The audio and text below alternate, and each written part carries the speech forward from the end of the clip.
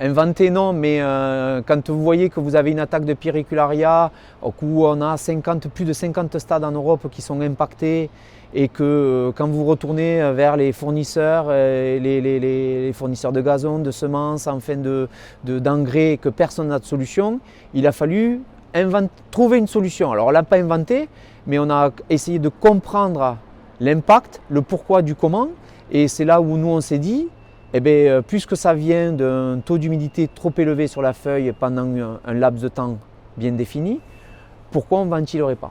Donc on a été acheter des ventilateurs. Qui m'aurait dit qu'il y a 10 ans, on allait mettre 20 ventilateurs au stadium? Personne. Parce qu'à l'époque, ce n'était pas primordial. Au jour d'aujourd'hui, le stadium de Toulouse, s'il n'a pas ces 20 ventilateurs l'été, je pense qu'il ne passerait pas un bel été.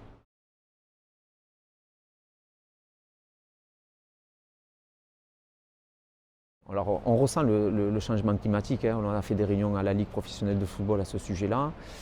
Par contre, à l'intérieur du stadium, c'est un peu particulier parce que c'est une étuve l'été, depuis toujours.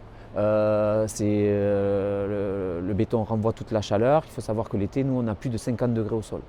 Donc là aussi, mais c'est pas dû au réchauffement. Alors oui, il y a une augmentation, mais le stadium est vraiment quelque chose de vraiment très particulier. C'est-à-dire qu'à Toulouse, pour faire clair, hein, c'est très compliqué, contrairement à ce que les gens pensent, à entretenir une pelouse, que ce soit au stadium ou ailleurs.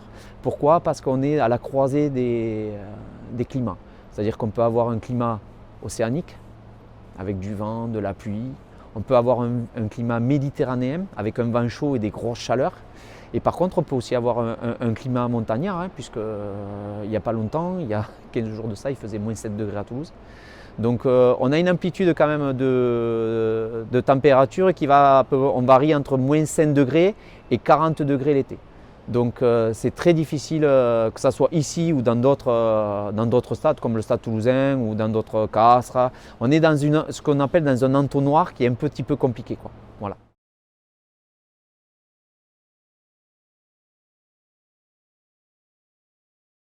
L'entretien de l'hybride au jour d'aujourd'hui, c'est que ce soit un hybride type Air Fibre ou Grassmaster, hein, on parle toujours de substrat renforcé, c'est maintenant un plaisir puisqu'on peut jouer l'été comme l'hiver quand on a des apports de technologie, soit chauffage, soit luminothérapie.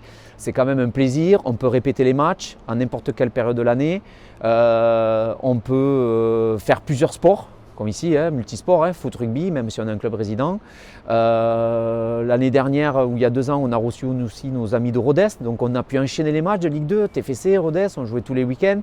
Ça, c'est pas possible sur Intersable, on va dire. C'est vrai que la technologie hybride permet ce genre de choses, du moins.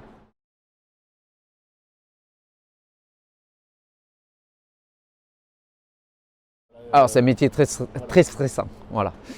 C'est un métier qui est prenant, qui est très stressant. En fait, nous, alors pour parler de Toulouse, hein, parce que c'est vraiment pour moi un cas particulier, on va dire qu'on est tranquille de septembre à début novembre et de mars à mai.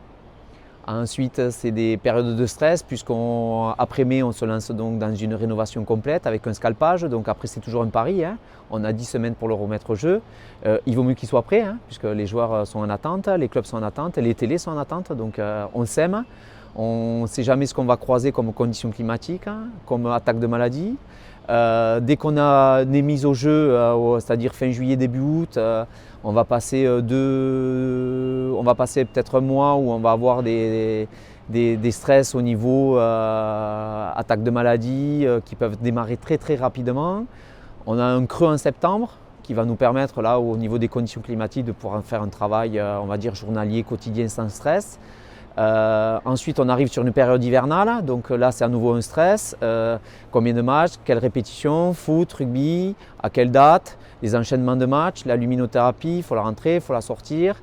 Donc ça va jusqu'au mois de février, début mars. Début mars, après à Toulouse, on retrouve des conditions, on va dire, un petit peu cohérentes avec notre travail et la facilité de notre travail. Et on finit la saison comme ceci jusqu'au mois de mai. Et c'est toujours un éternel recommencement. Voilà. Donc on va avoir sur 12 mois, on va avoir peut-être 5 mois de calme et 7 mois de stress.